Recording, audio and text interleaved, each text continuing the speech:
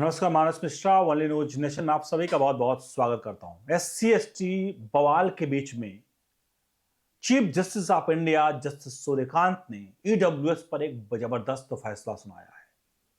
फैसला ये कुछ ऐसा है जो शायद आज आपको बता देगा कि chief justice of India justice Suryakant इससे पहले जितने भी जस्टिस हुए हैं ये राष्ट्रवादी हैं और केवल राष्ट्र के हित में फैसले करते हैं, क्योंकि ये फैसला EWS को लेकर के था, जहां हजारों EWS के छात्रों को इससे राहत मिली है। आपको दिखाएंगे, क्योंकि यह फैसला सुपर पावर वीटो पावर का इस्तेमाल करके किया गया है। वीटो पावर था अनुच्छेद 142 का इस्तेमाल किया है चीफ जस्टिस ऑफ इंडिया ने। यह वही अनुच्छेद 142 है जो अब तक के पूर्ववर्ती CJIओ ने, पूर्ववर्ती न्यायाधीशों ने ऐसे ऐसी चीजों पर किया है जहां आप सोच भी नहीं सकते हैं। भगवान राम के भव्य मंदिर के लिए जो मंदिर तो बना, लेकिन अनुच्छेद 142 का इस्तेमाल करके बाबरी मस्जिद के लिए जमीन अयोध्या में दी गई। यह था अनुच्छेद 142। और कई ऐसे केसेज आए।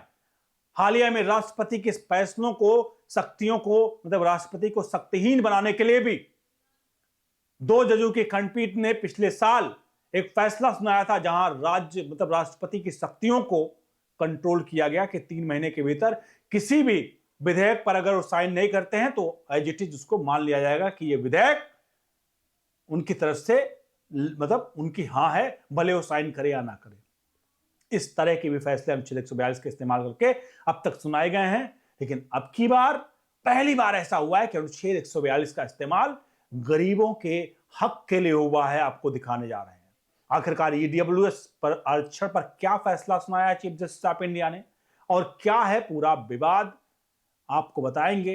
अनुरोध करेंगे आप इस पूरे फैसले पर आप अपनी क्या आपकी प्रतिक्रिया है वो जरूर दीजिएगा। आप इस पूरे फैसले से कुछ आपके मन में दुविधा है तो दुविधा से जरूर रखिएगा, और अगर आपको लगता है कि ये फैसला पूर्ण रूप से मोहर लग रही है तो मोहर भी क्यों लग रही है वो भी बताइएगा। चलिए ले चलते हैं खबर की तरफ। मामला है एक नीट एग्जाम को लेकर के। नीट एग्जाम आपको हालिया में -40 मार्क्स को लेकर बहुत ज्यादा कंट्रोवर्सी में रहा। नीट एग्जाम देता है एक बच्चा अथर्व चतुर्वेदी। वो एक जो है EWS कोटे से आता है, नहीं, इकोनॉमिकल वीकर सेक्शन से आता है। 2024 के एग्जाम में वो 720 नंबर का कुल मार्क्स होता है नीट में। 720 में से वो 530 नंबर हासिल करता है। थोड़ा सुनिएगा बारीकियों को। 530 नंबर हासिल करने के बाद भी अथर्व चतुर्वेदी को प्राइवेट कॉलेज, मतलब वो तो छोड़ दीजिए, एम्स फलाना ढमका बड़े बड़े कॉलेज छोड़ दीजिए, किसी प्राइवेट कॉलेज में भी उसे दाखिला नहीं मिल पाता है। EWS श्रेणी में, सामान्य हो तो छोड़ दीजिए साहब, EWS श्रेणी में उससे नहीं मिल पाता। अब ये अथर्व चतुर्वेदी, क्योंकि 2024 का मामला था, वो पहुंचते हैं हाई कोर्ट। हाई कोर्ट में वो जिरह करते हैं, अपनी बात को रखते हैं। वहां पर जज साहब जो हाई कोर्ट में होते हैं, जज साहब कहते हैं कि आपने जो भी कहा वो सब तो सही है, लेकिन हम इस पर फैसला नहीं सुना सकते हैं।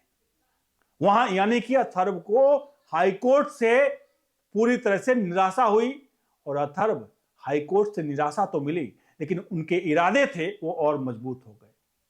और उन्होंने, आपको बताएं, उन्होंने खुद वकालत की किताबें पढ़ी। 19 वर्ष का छात्र जिस वक्त का है, 16-17 साल का रहा होगा, उसने खुद लॉ की किताब पढ़ी और चीफ जस्टिस सुप्रीम कोर्ट में इसको लेकर के चुनौती दी इस पूरे मामले पर।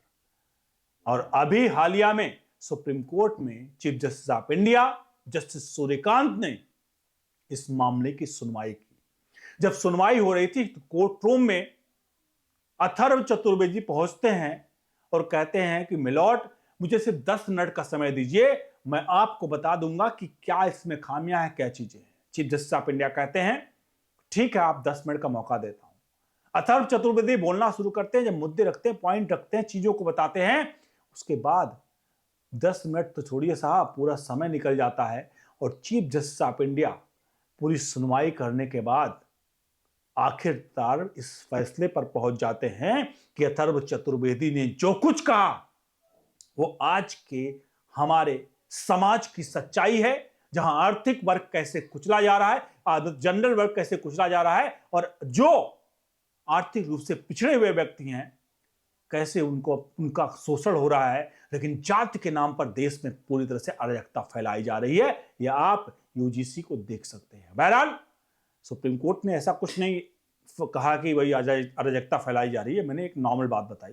तो चीफ जस्टिस ऑफ इंडिया ने पूरी सुनवाई करने के बाद अनुच्छेद 142 का इस्तेमाल किया, यानी कि वो सुपर पावर जिसके तहत जज साहब को लगता है कि सामने कुछ भी हो, वो अपने मतलब उस पूरे केस को देख करके अपने विवेक के अनुसार फैसला सुना सकते हैं। और चीफ जस्टिस ऑफ इंडिया ने यही किया और सीधे तौर पर एमपी के प्राइवेट कॉलेज को, वहाँ के जो नीट में जो है जो सिलेक्शन के लिए जो कमेटियां हैं, उनको सीधा आदेश दिया कि ईडब्ल्यूएस कोटे को प्राइवेट कॉलेजों में लागू करे और 7 दिन के भीतर अथर्व चतुर्वेदी को उनको सीट दे और इनका एडमिशन किया जाए। यह फैसला सुनाया chief justice of India justice Suryakant ने। अब यहां जाति की बात मत करना, क्योंकि ईडब्ल्यूएस मतलब इकोनॉमिकल वीकर सेक्शन, आर्थिक रूप से कमजोर व्यक्ति, और आर्थिक रूप से कमजोर व्यक्ति किसी जाति का नहीं होता है। कोई व्यक्ति आर्थिक रूप से कमजोर जाति के कारण नहीं होता है। जो लोग जाति के कारण अब भी जो जाति के कारण समाज में कहते हैं कि उनके साथ भेदभाव हो रहा है, ये हो रहा फलाना ढमका, वो अलग का विषय है। लेकिन कम से कम जो आर्थिक रूप से सशक्त नहीं है, उनको आज चीफ जस्टिस ऑफ इंडिया ने एक बड़ा फैसला सुना दिया और साहब कहा। और इस फैसले से, क्योंकि ईडब्ल्यूएस के तहत उनको सीट मिली प्राइवेट कॉलेजों से, इस फैसले से हजारों बच्चे जो हैं जिनको न्याय की आस थी, उनको आज न्याय मिला। और चीफ जस्टिस ऑफ इंडिया ने आज पहली बार अनुच्छेद 142 का इस्तेमाल एक अच्छी चीज के लिए किया है। अगर आपको लगता है तो आप कमेंट बॉक्स में लिखिए, वीडियो को लाइक शेयर जरूर करिए। बने रहिए न्यूज नेशन के साथ। बहुत बहुत धन्यवाद।